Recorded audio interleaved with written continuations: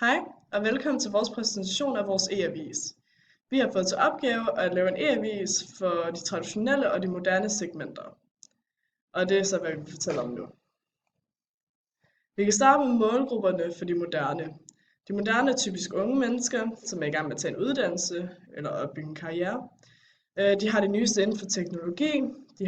Nogle af dem har en stor bil. De læser Weekendavisen, Børsen og Ingeniøren. Og så har vi en målgruppe for traditionelle. Det er typisk ældre mennesker, som er ufaglærte eller ude af erhverv. De handler typisk i Aldi eller Føtex, og de betaler for det meste med kontant. Indhold for de traditionelle og moderne.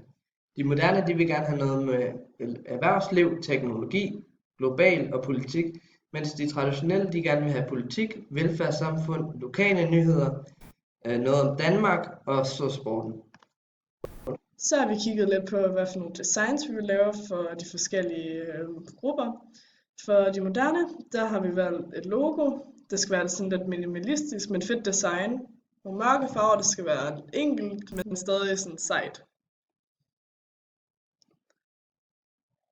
Okay, så har vi design for traditionelle, hvor vi har en meget enkel design, meget lyse farver og noget simpel tekst, og det skal være nemt at finde rundt i.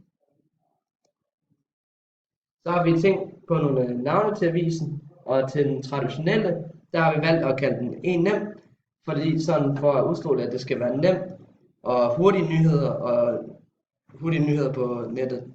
Og de moderne, der har vi valgt at kalde den en news, som selvfølgelig også er nyheder på nettet, hurtige nyheder og tilgængelige overalt.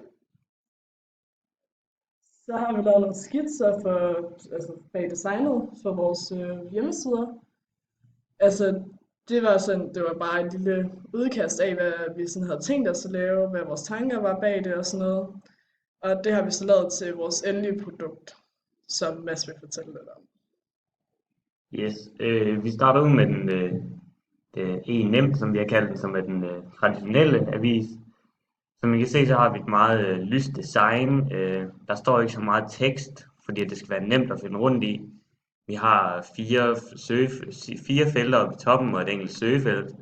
Nogle reklamer ude i siden og 4 hovednyheder, som ligesom er sådan nogle nye nyheder. Og ude til venstre har vi nogle emner, som de kan klikke ind på, hvis det nu er noget, de har lyst til.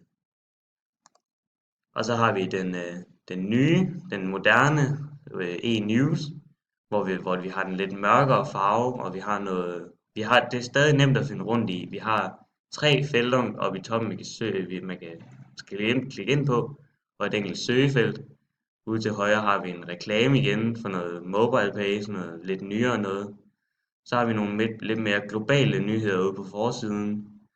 Og ude til venstre har vi noget sport og noget verden og noget lidt all around det hele nærmest. Vi kan konkludere, at vi har lært meget mere om Gallup og om de forskellige grupper, men selvfølgelig mest om de grupper, vi har haft om, som er de moderne og de traditionelle. Vi har også lært at idégenerere på en lidt nyere måde, og vi har lært at tage imod konstruktiv kritik fra andre gruppemedlemmer. Ja, altså det sværeste var jo nok sådan at skulle sætte det hele op sådan til en hjemmeside på Photoshop. Ja. Det var svært at kunne lave sådan man præcis gerne vil have det derinde, men jeg synes vi fik det rimelig godt. Ja, det synes jeg også. Alt i alt så har det været et fint forløb. Ja.